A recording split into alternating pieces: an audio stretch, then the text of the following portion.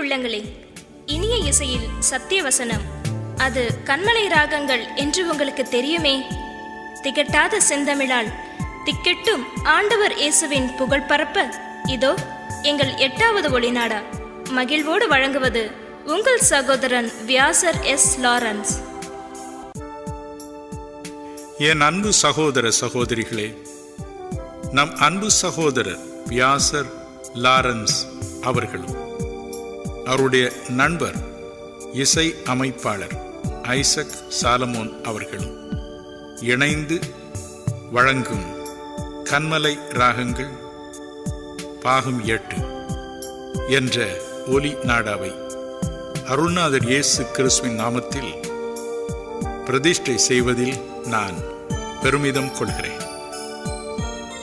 இதில் உள்ள பாடல்கள் உங்கள் உள்ளங்களை